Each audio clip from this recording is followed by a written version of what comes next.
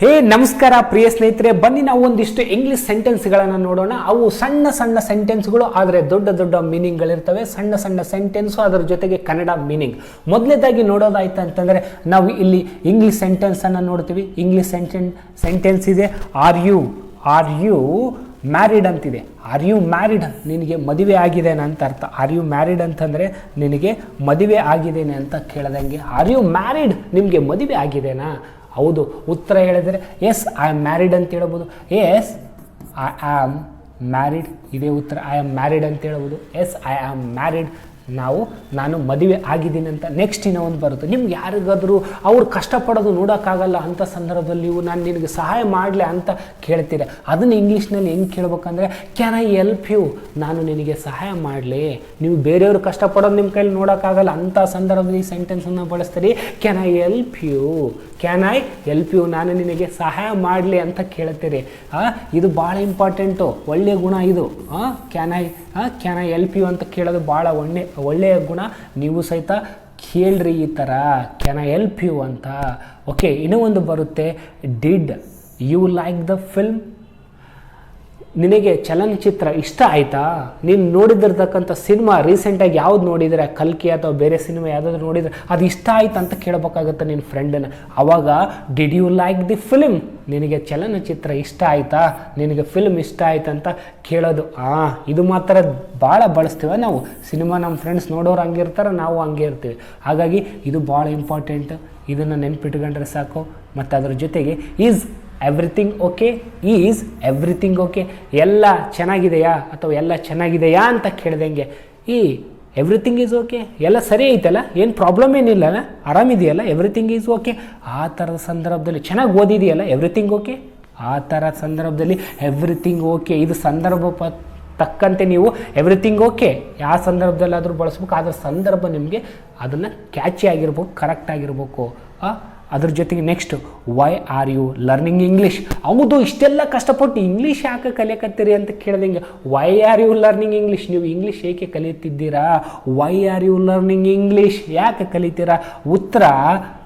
ಉತ್ತರ for job. ಉದಾಹರಣೆಗೆ just a minute, for job ಇರ್ಬೋದು, ಫಾರ್ ಜಾಬ್ ಇರುತ್ತೆ, ಜಾಬ್ ಸಲುವಾಗಿ ಕಲಿತೀರಾ, ಜಾಬ್ ಬೇಕು ಅದಕ್ಕೆ ಕಲಿಬೇಕು.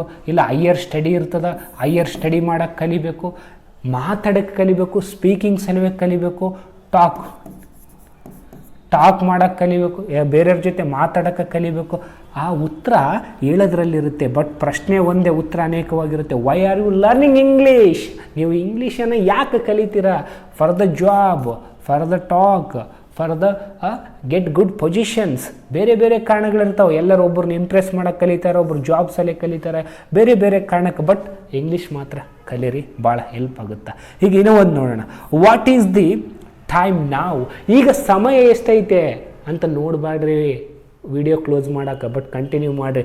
ವಾಟ್ ಈಸ್ ದ ಟೈಮ್ ನಾವ್, ಈಗ ಸಮಯ ಎಷ್ಟು ಅಂತ ಕೇಳಬೇಕಾದ್ರು ಇಂಗ್ಲೀಷ್ನಲ್ಲಿ ಕೇಳಬೇಕಂತಿದ್ರೆ ವಾಟ್ ಈಸ್ ದ ಟೈಮ್ ನಾವ್ ಅಂತ ಕೇಳ್ರಿ. ವಾಟ್ ಈಸ್ ದ ಟೈಮ್ ನಾವ್, ಈಗ ಟೈಮ್ ಎಷ್ಟು ಅಂತ ಕೇಳದಂಗೆ, ಸಮಯವೆಷ್ಟು. ಈಗ ಟೈಮ್ ಎಷ್ಟು ಅಂತ ಆಡು ಭಾಷೆ ಕೇಳ್ತೀವಿ, ಈಗ ಸಮಯವೆಷ್ಟು ಅಂತ ಗ್ರಾಂಥಿಕವಾಗಿ ಕೇಳ್ತೀವಿ. ಸಮಯವೆಷ್ಟಾಗಿದೆ, ಸಮಯ ಎಷ್ಟಾಗಿದೆ ಅಂತ ಕೇಳ್ತೀವಲ್ಲ. ನೆಕ್ಸ್ಟ್ ಭಾಳ ಇಂಪಾರ್ಟೆಂಟ್ ಇದು. ದೈನಂದಿನ ಬದುಕಿನಲ್ಲಿ ನಾವು ಜಾಸ್ತಿ ಬಳಸ್ತೀವಿ ಇದನ್ನು, ಸುಮಾರಾಗಿ ಆಗಾಗ ಕೇಳ್ತಾ ಇರ್ತೀವಿ. ನೆಕ್ಸ್ಟ್ ಇನ್ನೂ ಒಂದು, what is the date today, ಇಂದಿನ ದಿನಾಂಕ ಏನು? ವಾಟ್ ಈಸ್ ಡೇಟ್ ಟುಡೇ, ಒಂದೊಂದು ದಿನನೇ ಮರ್ತೋತೀವಿ ನಾವು, ಯಾವ ದಿನ ಅಂತಲೂ ನೆನಪಿರಂಗಿಲ್ಲ. ಮಂಗಳವಾರ ಆಯಿತು, ಗುರುವಾರ ಆಯಿತು, ಅಥವಾ ಡೇಟನ್ನು ಮರ್ತು ಬಿಡ್ತೀವಿ. ಇವತ್ತು what is the date today, ಇವತ್ತಿನ ದಿನಾಂಕ ಎಷ್ಟು, ಅಥವಾ what is the date today ಅಂತಲೂ ಕೇಳ್ಬೋದು. What is the day today ಅಂತ ಕೇಳಿದರೆ ಯಾವ ವಾರ, ಅಥವಾ what is the date today ಅಂದರೆ ಇವತ್ತಿನ ಯಾವ ದಿನಾಂಕ ಅಂತಲೂ ಕೇಳ್ಬೋದು. ನೆಕ್ಸ್ಟ್ ಒಂದು ಬರುತ್ತೆ, ನೆಕ್ಸ್ಟ್ ನೋಡೋದಾಯ್ತಂದರೆ ನೆಕ್ಸ್ಟ್ ಇನ್ನೂ ಒಂದು ಸೆಂಟೆನ್ಸ್ ಇದೆ, ನೋಡೋಣ ಇನ್ನೂ ಒಂದಿಷ್ಟು.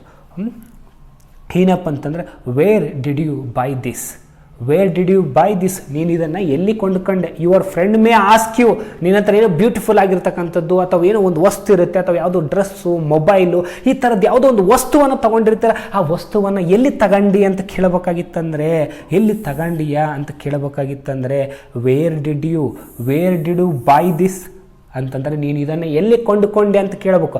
ಇದು ಹುಡುಗರು ಮಾತಾಡ್ತಾರ, ಹುಡುಗಿಯರು ಮಾತಾಡ್ತಾರ, ಎಲ್ಲರೂ ಮಾತಾಡ್ತೀವಿ. ಇದನ್ನು ಎಲ್ಲಿ ತಗೊಂಡು ಬಂದು ಭಾಳ ವಿಚಿತ್ರವಾಗೈತಿಲ್ಲ. ಅಂತಲೂ ಹೇಳ್ಬೋದು, ಅಥವಾ ಭಾಳ ಚಂದನೂ ಐತೆ, ಎಲ್ಲಿ ತಂದು ಇಷ್ಟು ದರಿದ್ರವಾಗೈತೆ ಅಂತಲೂ ಕೇಳ್ಬೋದು. ಬಟ್ ಇದನ್ನೇ ಕೇಳ್ತೀವಿ, ಚಂದ ಐತೆ ಅಂದರೂ ಕೇಳ್ತೀವಿ, ಕೆಟ್ಟದೈತೆ ಅಂದರೂ ಕೇಳ್ತೀವಿ. Where did you buy this, ಎಲ್ಲಿ ತಗೊಂಡ್ರಿ ನೀವು, ಎಲ್ಲಿ ಕೊಂಡ್ಕೊಂಡ್ರಿ ಅಂತ. ಇನ್ನೂ ಒಂದು ನೋಡ್ಬೇಕಾಗಿತ್ತಂದರೆ ಆರ್ ಯು ಹಂಗ್ರಿ ಅಂತಂದರೆ ನಿನಗೆ ಹಸಿವಾಗಿದೆಯಾ ಅಂತ ಕೇಳ್ದಂಗೆ. ಆರ್ ಯು ಹಂಗ್ರಿ, ನಿನಗೆ ಹಸಿವಾಗಿದೆಯಾ ಅಂತ ಕೇಳ್ದಂಗೆ. ಮುಖ ನೋಡಿದರೆ ಗೊತ್ತಾಗುತ್ತೆ ಒಬ್ಬರಿಗೆ ಭಾಳ ತುಂಬ ಹಸಿವಿದ್ದ ಸಂದರ್ಭದಲ್ಲಿ ಮುಖ ಬೇರೆಯೇ ಇರುತ್ತೆ. ಈ ರೀತಿ ಸಣ್ಣ ಸಣ್ಣ ಸೆಂಟೆನ್ಸ್ಗಳು ಚಿಕ್ಕವೇ, ಆದರೆ ದೊಡ್ಡ ಒಂದು ಸಂದರ್ಭದಲ್ಲಿ ಭಾಳ ಸಹಾಯಕ ಬರ್ತವೆ. ನೀವು ಇಂಗ್ಲೀಷ್ ಕಲಿಬೇಕಾಗಿತ್ತಂದ್ರೆ ಇಂತಿಂಥದ್ರಿಂದ ಸ್ಟಾರ್ಟ್ ಮಾಡಿರಿ. ಸ್ಟಾರ್ಟ್ ವಿತ್ ದ ಲಿಟಿಲ್, ಸಣ್ಣದಿಂದನೇ ಸ್ಟಾರ್ಟ್ ಮಾಡಿ. ಇಂಥ ಇಂಗ್ಲೀಷ್ ಸಣ್ಣ ಸಣ್ಣ ಸೆಂಟೆನ್ಸನ್ನು ಸ್ಟಾರ್ಟ್ ಮಾಡಿ ಕಲೀರಿ. ಮತ್ತು ಒಂದು ಸರಿ ಬರೆದು ತೆಗೀರಿ, ಸ್ಕ್ರೀನ್ಶಾಟ್ ತೆಗೊಳ್ರಿ, ಒಂದು ಸರಿ ಬರೆದು ತೆಗೀರಿ. ನಿಮ್ಗೆ ಇಷ್ಟವಾಗಿರ್ತಕ್ಕಂಥ ಒಂದಿಷ್ಟು ಕಾಮೆಂಟ್ ಆದರೂ ಮಾಡಿರಿ. ಒಂದಿಷ್ಟು 2-3 ಸೆಂಟೆನ್ಸ್ ನಿಮ್ಗೆ ಇಷ್ಟವಾಗಿರ್ತಕ್ಕಂಥ ಸೆಂಟೆನ್ಸ್ಗಳನ್ನು, ಇದೇ ಥರ ಸೆಂಟೆನ್ಸ್ಗಳನ್ನು ಒಂದಿಷ್ಟು ಕಾಮೆಂಟ್ ಮಾಡಿ ತಿಳಿಸಿ. ಮತ್ತೆ ಮುಂದಿನ ತರಗತಿಯಲ್ಲಿ ಸಿಗೋಣ. ಅಲ್ಲಿವರೆಗೂ ನಮಸ್ಕಾರ.